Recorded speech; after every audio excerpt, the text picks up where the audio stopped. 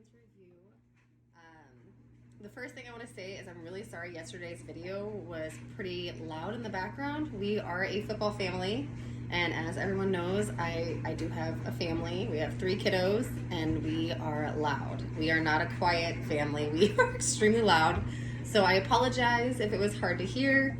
I will try to do better about doing it in another room in the future. We were watching my in-laws. My amazing in-laws were over yesterday, and they were watching football during the Saints game because they are Saints fans, and unfortunately, they could not pull it out yesterday. Fortunately for me, I'm a Green Bay Packers fan, and so I wasn't soul-crushed by this news, especially after the Saints beat the Packers for the very first game, and it was a terrible soul-crushing loss. So, but my in-laws are amazing. They took it really well, and then they even stayed and watched the Packers game and rooted my team on. So they are just amazing, amazing people, and so sorry for the noise. And today's video, I'm actually going to do one of the books that I did from yesterday, and this is going to be the first spoiler review. So I know that I usually just kind of give a general breakdown of the book and whether or not you should buy it and where you can buy it from, but it really didn't sit well with me yesterday because one of the books I was reviewing, which was In the Name of Love, I really didn't give a description of why I didn't like it. And so I don't give away spoilers. I try to keep it really basic and not go too far into the book because I don't want to spoil it for anybody that does want to buy the book. But this time, this is totally spoilers. Do not watch this, don't watch this if you want to read the book, because I'm definitely going to go into why I didn't like the book. Because I think that's only fair to the author as well. So yeah. So I'm gonna launch into it. So the biggest reason that I had an issue with this book, it wasn't the writing. I think that the author did a really good job. There is nothing worse when you have a wonderful story and the poor author is still trying to struggle their way through writing and they just can't quite get their story out well and the writing is just atrocious. Not the case in this book. I think it was really well written. The thing is, let's see. First of all, the character itself, I felt was kind of like the personality of a wet mop. She did not have a ton of, and even though you were in her head while she's going through things, the interactions that she had with other people, I felt was very, very beyond shy. It wasn't even shy, it was not there. I swear that she, and everyone's talking about what an amazing listener she is, and I'm like, she doesn't say anything at all. And I think that's part of it, is that she never gives a part of herself forward, so you grow to attach to the character, but I just found her, very difficult to connect with. I do appreciate the journey that she went on of self-discovery in this book. She published her own romance novel, she divorced her husband, and did all these things that she wanted to do, ended up getting on her own, and buying her own house. I love the growth that she has. I just wish I would have seen it more in her personality outside of just in her head, and then so the big thing for me is whenever it came to her marriage failure. I understand that her husband was not supportive and he was very much a jerk. He totally was a jerk. He ignored her. Yes, he supported her financially, but she had her own work and he really didn't value her as a person. And so I hear that, and I understand that she tried to talk to him and get him to come to counseling with her to fix the marriage.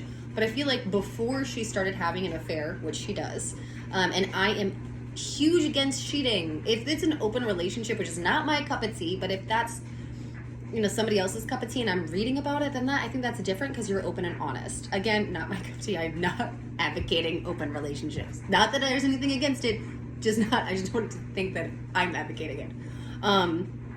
But the fact that she cheated while her marriage started to fall and fail, and I just don't think that she communicated to her partner very well, her husband of 10 years, that it was failing before she had the affair.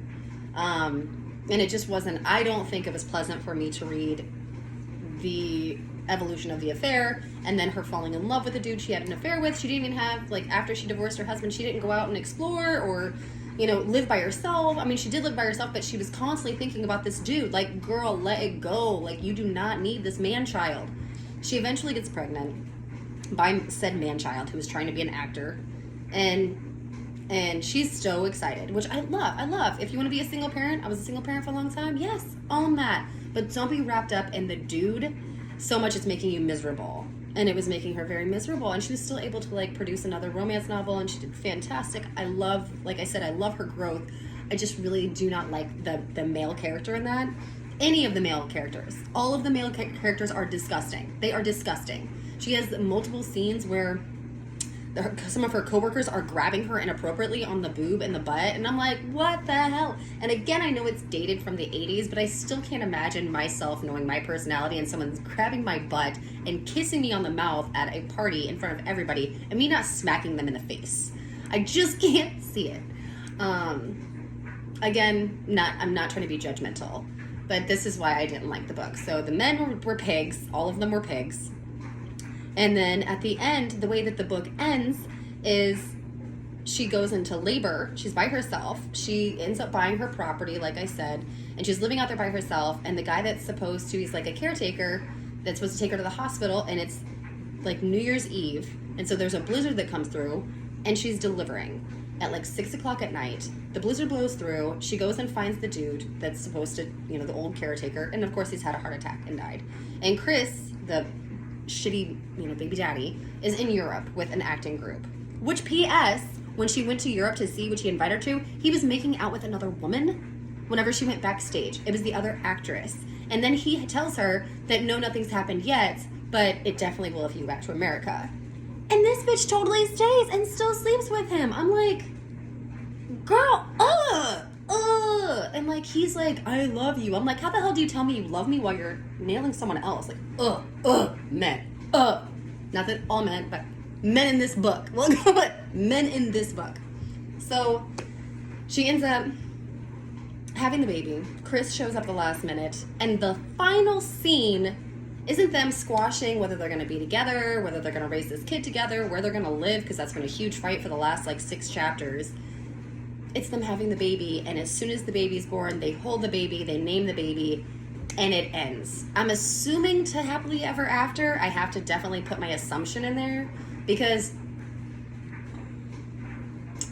And the first thing I did was look and see if there was another book, because I'm like, what if it ends here and then the chapters continue? Another book, maybe I'll read it. Not my favorite, but I want to know how the story ends. Nothing. This is the only book I see from Jessica Lansing. Jessica, if you're out there and you do have another book, let me know. I'll totally read it. And if anybody else knows of Jessica Lansing from this book in 1986, please let me know. I will totally read it. Just because I want to know. Or I'm going to have to pretend forever what I want to happen. And I think what I would want to happen is she is done being exhausted and she kicks that man to the curb, and then she continues on in a beautiful self-relationship. She grows a garden and there's herbs, and she finds another old lady that is, sick of men, and they raise their garden together, and they take in little baby orphans, and it's like Practical Magic style with the old ladies up on the hill that are, witches, and they live happily ever after by eating brownies, various cheese products, and drinking margaritas on Wednesdays, and growing their hair out to God knows what. So that's what I'm going to imagine happens for Miss Pat. And Chris goes off to become an actor, and because he won't stop sleeping around, he gets gonorrhea, and he's really sad about it. And I don't know. That's so. A little bit darker of a review. Like, I know that's probably pretty stark to my very calm other book reviews. So again, spoilers, take it or leave it. That's why I didn't like that book. Me specifically. Somebody else might think it's a really good drama and really get into that. Like I said, live, laugh, love. Woman goes out and, finds new love, and yeah. So maybe somebody else is that's her cup of tea. Anyways, okay, so that's that. If you have any questions, comments, if you are irritated that I went a little hard on that, please let me know. And again, sorry for the sound. I will try to fix that in the future. Thank you so much for joining me.